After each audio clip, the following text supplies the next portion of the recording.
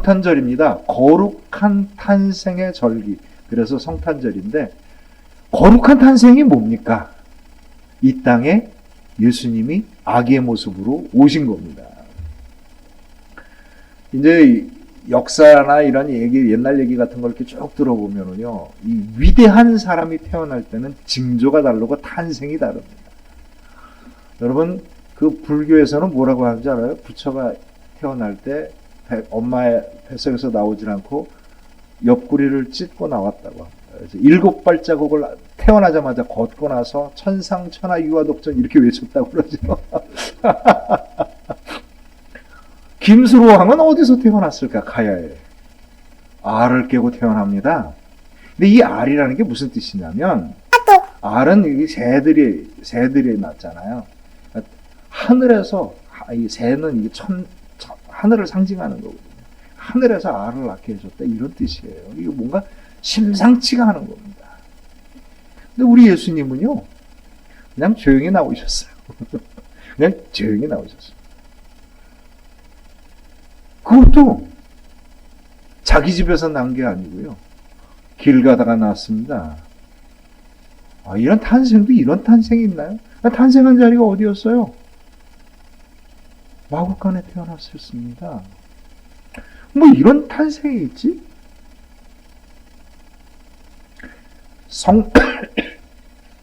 우리는요, 이게 너무 익숙해져 갖고 예수님께서 구유에 마구간에서 태어났다는 게 너무 자연스러워요. 그냥 그 얘기만 들어도 은혜가 쫙 되는데, 사실 냉정하게 이야기를 하면은요, 이건 정말 놀라운 이야기예요. 아니, 왜 이 땅을 구원해야 될 구원자가 이 땅에 왔을 때 하필 아기의 모습으로 왔느냐? 이게 첫 번째 궁금증이고, 이것 자체가 비밀입니다. 두 번째, 아니 태어날 자리가 따로 있지. 길 가다가 그것도 마구간에서 태어났느냐? 이게 예수님 탄생의 두 번째 비밀입니다. 세 번째 비밀은 뭐냐면, 하고 많은 집안 가운데 목수, 요즘 목수는 왠지 거룩하게 느껴지잖아요. 목사들의 뭐든지, 이 목사들의 투잡의 꿈이 뭔지 아십니까? 목수하는 겁니다. 대단한 거라고. 별거 아니에요. 그냥 노동일을 하는 겁니다. 그냥 기술을 좀 갖고 있는 노동일이에요. 보잘것없는 집안에, 그것도 예루살렘의 순수 혈통이 아니라 그 다른 이방인의 피가 섞였다라고 의심되는 갈릴리에, 그것도 갈릴리 안에서도 알려져 있지 않은 나자렛이라는 작은 동네에 왜 하필이면 그 집안을 택해서 나와갖고 내가 다윗의 자손이라고 이렇게 박박 우기냐. 그 당시 사람도 안 믿었고요. 그러니까 자꾸 족보 얘기하고 이 얘기를 하는 겁니다. 성탄의 비밀에 우린 너무 익숙하지만, 오늘 이 세 가지를 놓고 왜 예수님께서 그냥 하다 보니까 우연히 그렇게 나오신 것도 아닐 거고, 분명히 목적을 가지고 이 땅에 오셨었을 텐데, 하필이면 연약한 아기의 모습으로, 하필이면 길 가다 초라한 마구간에서, 하필이면 보잘것없는 집안을 선택해서 이 땅에 오셨을까요? 여기에 구원의 비밀이 있는 겁니다. 여기에 믿음의 비밀이 있는 겁니다. 예수님이 이 땅에 오셨었을 때 천사들이 뭐라고 얘기합니까? 하늘에 있는 하나님께 하늘의 영광, 이 땅에 평화. 예수님이 이 땅에 오신 사건이 뭡니까? 하늘에는 영광이고 이 땅에는 평화인 겁니다. 근데 우리는요, 구원을 받을 때 믿고 나서 하늘에 올라가서 하늘나라 가는 것이 구원이라고 얘기해요. 이 땅은 어디 갔습니까? 여러분들 신앙 고백할 때 이 땅은 어디 갔어요? 없어졌잖아요. 예수님이 이 땅에 오신 이유는요, 하늘이 이 땅에서 이루어지는 사건인 겁니다. 여러분, 야곱이 사막에서 길을 가다가 잠을 자는데 하늘에 사닥다리를 보고 하나님의 음성을 듣죠. 그때 뭐라고 얘기합니까? 주님이 여기 계시도다. 하늘이 열려서 여기 계시도다. 그래서 그것을 뭐라고 합니까? 벳엘, 하나님의 집이다. 교회가 뭡니까? 모세가 시내산 호렙 광야에서 양을 치다가 가시떨기에서 불타는 하나님의 음성을 듣지요. 그때 주님께서 뭐라고 얘기합니까? 내 신발을 벗어라. 이곳은 거룩한 곳이다. 왜 그렇겠어요? 주님이 임재하는 곳입니다. 예수님이 이 땅에 오셨어요. 왜 오셨어요? 예수님이 오신 자리를 거룩하게 하기 위해서 오신 겁니다. 예수님이 우리가 예수님을 믿어요. 그러면 죽을 때까지 고생하다가 죽어서 하늘나라 가는 게 이게 구원입니까? 영원히 사는 겁니다. 누구와 더불어? 주님과 더불어 영원히 사는 겁니다. 이 땅에서는 하늘로 오신 예수님을 영접하면서 내 삶이 천국의 삶을 살아가는 것이고 죽어서는 영원한 하늘나라를 가는 겁니다. 이게 예수님의 성탄의 의미인 거예요. 왜 그랬을까?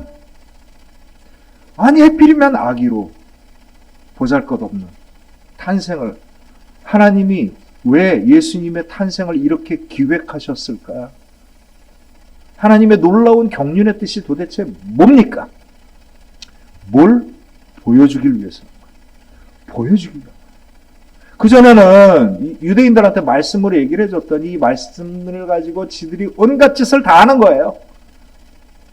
율법을 가지고 다른 사람을 저주하고 차별하고 증오하고 율법을 가지고 온갖 사람들을 다 죄인으로 만들어버리고 율법을 가지고 세상과 같은 탐욕을 꿈꾸는 것, 일이 벌어진 겁니다.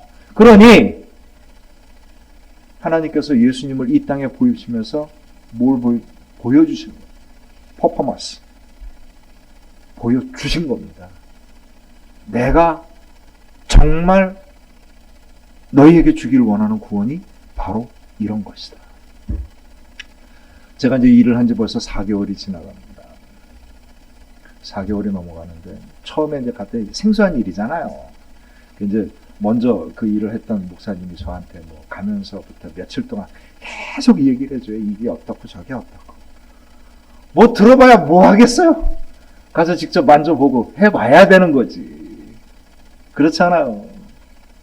백문이 불여일견이라 백날 들어도 소용없는 겁니다. 한번 해봐야 되는 거지. 한번 해봐야 되는 겁니다. 한번 해봐야 되는 겁니다.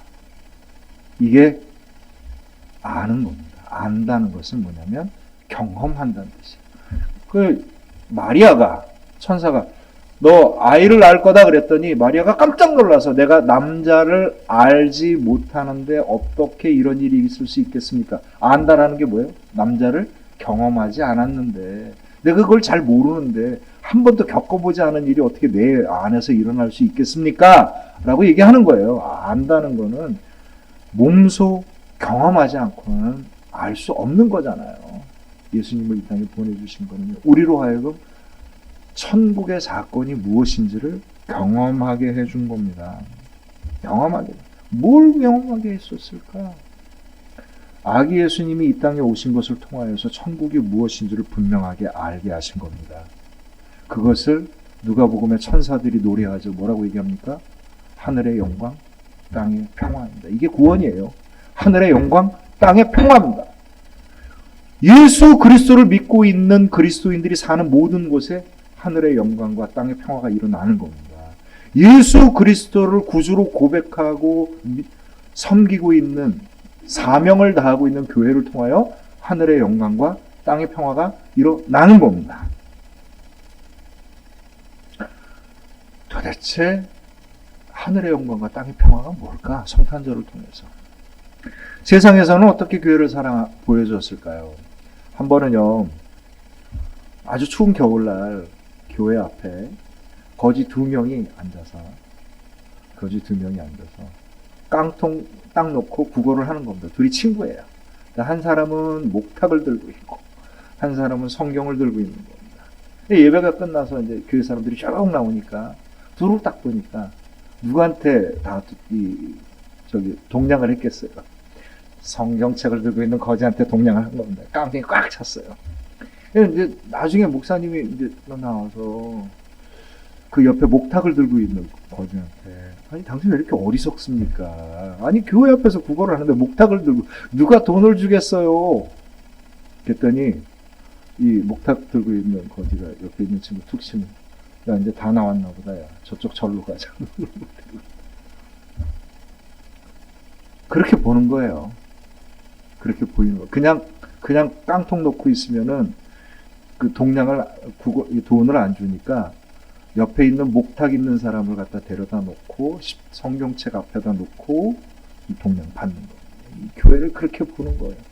기가 막히게 만든다는 거죠, 이게. 과연 우리는 이 성탄절날 이 땅을 구원하기 위한 아기 예수님의 그 사랑을 온전하게 받고 있을까? 우리는 땅과 하늘을 분리합니다. 땅과 하늘을 분리해요.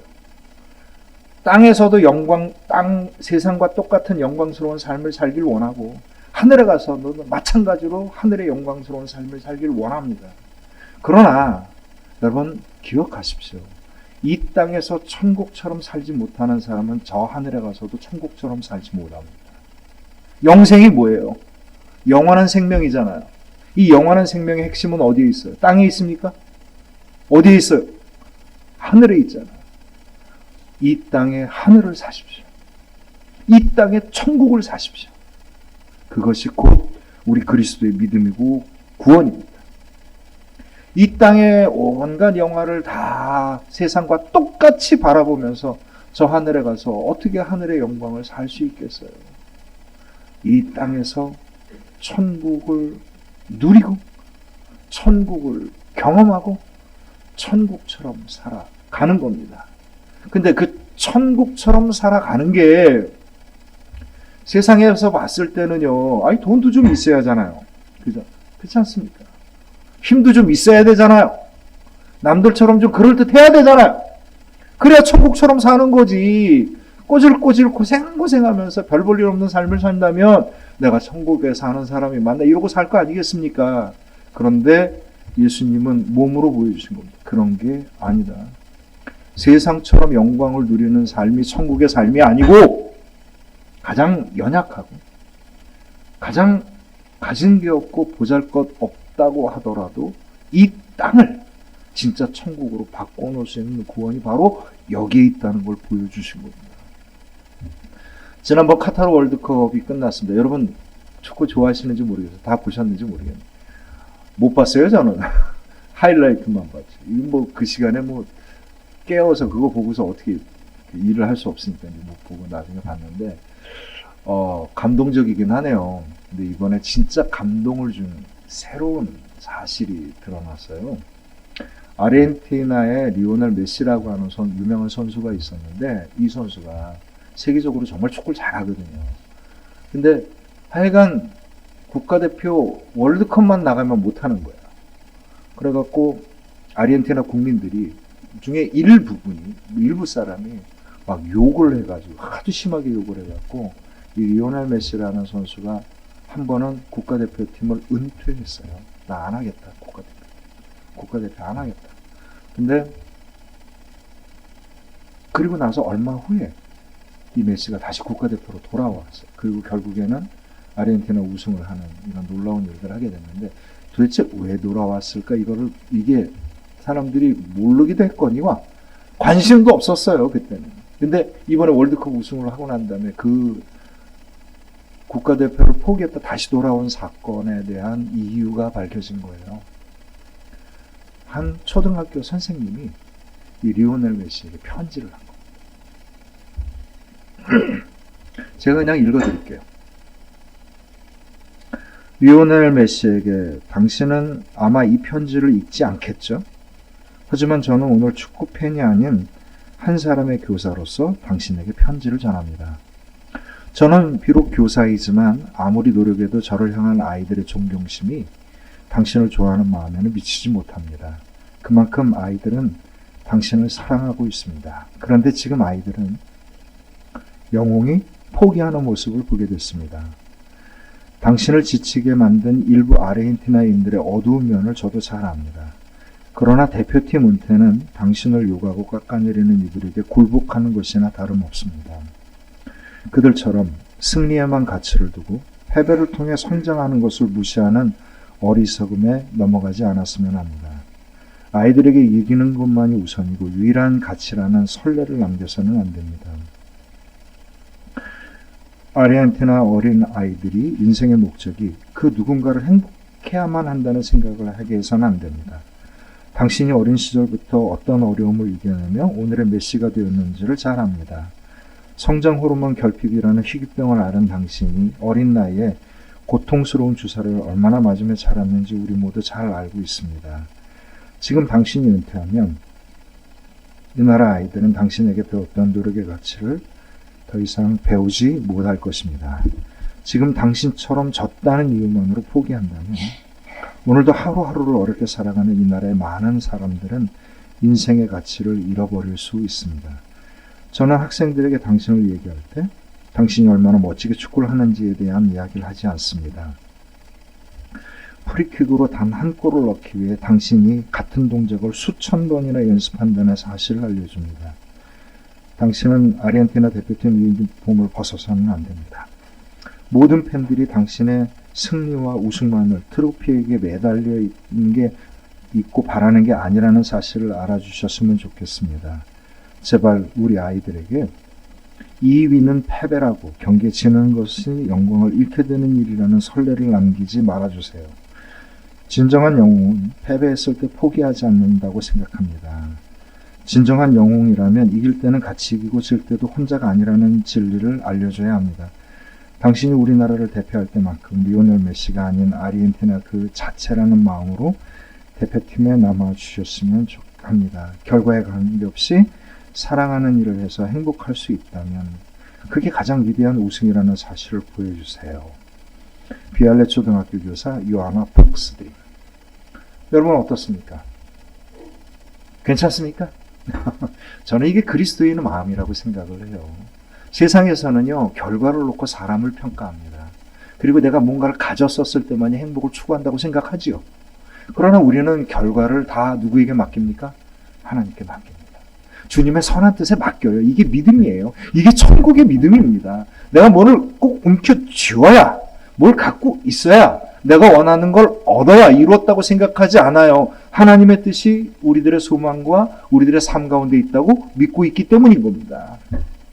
천국은요, 천국은 남들이 바라는 남들보다라고 하는 것이 아니라 천국은 내 삶에 최선을 다하는 겁니다. 그리고 내 삶을 굳건히 살아가는 거죠. 세상 사람들은 눈에 보이는 것을 봅니다. 그러나 우리는요, 그 중심을 봅니다.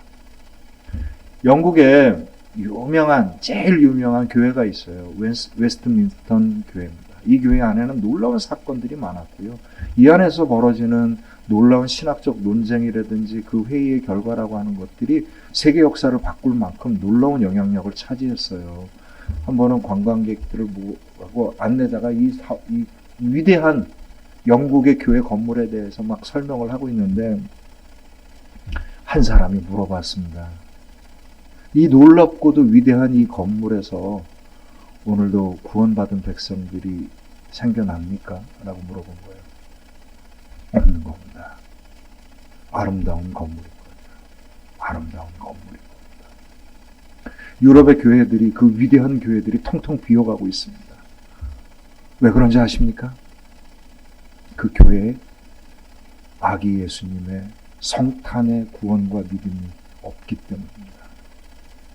유럽의 교회들이 언제부터 문을 닫기 시작한 줄 아셔요? 유럽이 부자 나라가 되기 시작했을 때부터 문을 닫기 시작합니다. 식민지를 개척하고 기업을 세우고 엄청난 돈을 세워서 힘과 돈과 권력으로 세계를 지배하기 시작하면서 교회는 점점 사라져갔습니다. 오늘날도 미국과 유럽이 세계를 지배하고 있고 그들의 돈과 그들의 권력이 세계를 좌우하지만 그들의 교회는 텅 비어갑니다. 왜 그런지 아십니까? 교회가 하나님의 하늘의 영광과 이 땅의 평화를 이루는 것은요, 돈과 권력이 아니기 때문이에요. 그건 사랑입니다. 아기 예수님을 잃어버리는 순간 유럽은 부자와 세계를 지배하는 나라, 미국이라는 나라를 만들었지만, 그러나 그들의 교회는 텅 비어갑니다. 오늘날 우리 한국교회에서 제일 큰 교회는 어떤 교회일까요? 뭐 몇 개 있어요. 뭐 세계 10위 안에 드는 교회 중에 대부분이 한국에 있다니까 뭐 틀리지 않을 겁니다. 멋지잖아요. 그러나 정말 이 땅에 가장 비천하고 약한 자의 모습으로 오신 아기 예수님이 이 땅에 어떤 교회를 원하실까요? 많은 사람과 큰 건물과 나름대로 성공한 사람들이 모여있는 교회를 원하겠습니까? 물론 그러면 더 좋겠지요. 그러나 그보다 더 소중한 것이 있습니다. 그 가장 소중한 것이 뭐겠습니까? 아기처럼 순전한 믿음으로 하늘의 영광을 이 땅의 평화로 만들어가는 우리들이 아니겠습니까? 하늘의 가치를 만들어갈 이것이 바로 성탄의 믿음입니다.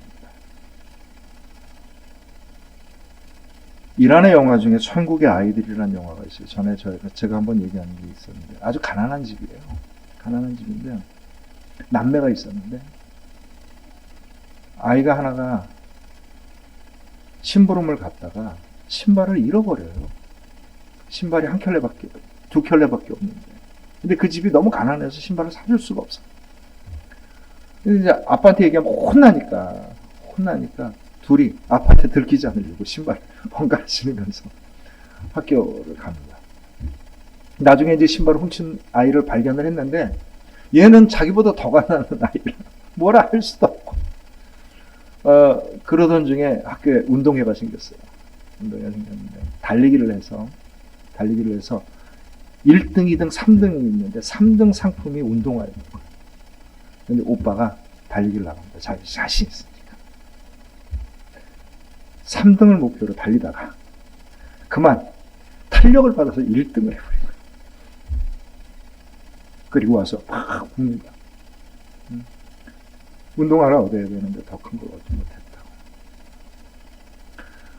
못했다고. 우리는 어떤 삶을 삽니까? 우리는 1등을 향해 달려갑니다. 1등을 향해 달려가. 남들보다 더 많은 걸, 제대로 된 걸, 우리가 정말 필요한 것을, 우리의 소망을 찾아가지 않습니다. 성탄절의 믿음은요, 저는요, 분명합니다. 하나님은 여러분들을 사랑하셔서 여러분들 삶 자체를 아름답게 만들길 소망하고 계십니다. 쓰임이 달라서 각각의 삶이 다르기 때문에 그 삶을 살아가는 방식들은 다를 수 있겠지만 다 똑같이 원하십니다. 뭘 원하냐면 보잘것없는 우리를 믿지 말고 하늘의 능력을 믿고 살아라. 우리 모든 사람들을 통하여서 하늘의 놀라운 은혜와 축복이 이 땅에 드러나게 해주리라. 이게 주님이 우리 모든 사람들을 향해 바라보고 계시는 주님의 마음입니다. 사랑하는 성도 여러분, 아기 예수님이 이 땅에 오셨던 그 마음, 주님께서 보여주길 원하셨던 그 구원의 세계에 여러분 기쁜 마음으로 영접할 수 있는 복된 믿음이 되시길 주님의 이름으로 축원합니다. 하늘의 영광은요, 이 땅에 그냥 이루어지지 않아요. 여러분들의 믿음을 통해서, 여러분들의 신앙을 통해서 이루어집니다. 도대체 그 하늘이 뭡니까?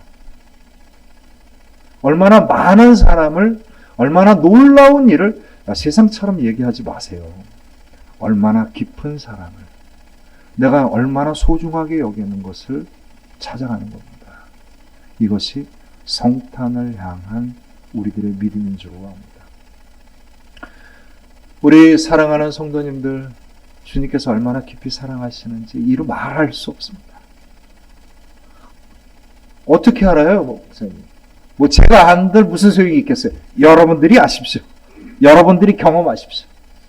오로지 하늘을 향하여 마음을 열고 주께서 나를 깊이 사랑하시고 나를 통하여서 놀라운 일들을 계획하시는 그 아름다운 구원의 계획에 동의하십시오.